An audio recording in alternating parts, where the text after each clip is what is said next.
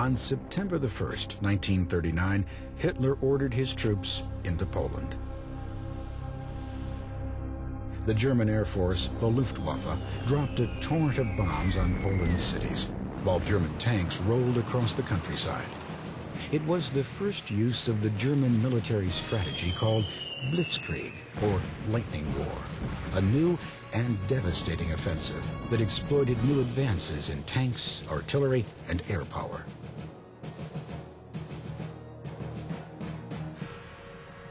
Two days later, both Britain and France declared war on Germany.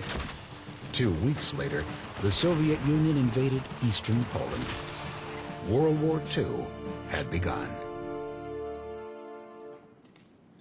Despite the declarations of war, the next few months saw only an ominous calm settle over the Maginot Line, a labyrinth of defense fortifications along the eastern border of France. French, British, and German troops waited for something to happen. Many began to call this the phony war.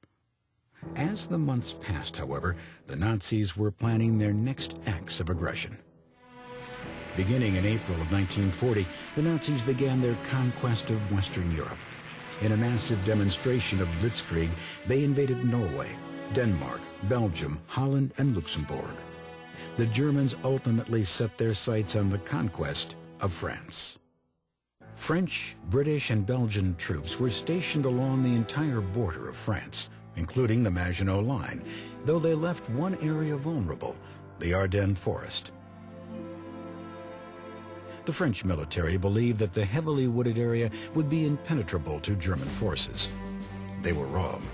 Hitler sent his tanks smashing through the Ardennes Forest into France, effectively cutting off opposition forces.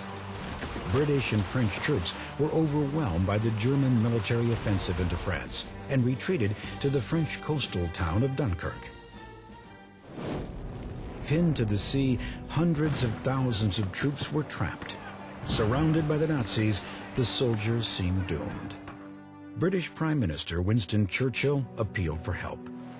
Soon, British Navy and civilian boats of all sizes and shapes emerged to form a makeshift flotilla. In less than a week, fishermen, grocers, tugboat captains, anyone with a seaworthy vessel ferried roughly 340,000 troops to safety across the English Channel. Their heroics saved the soldiers, but they couldn't save Paris.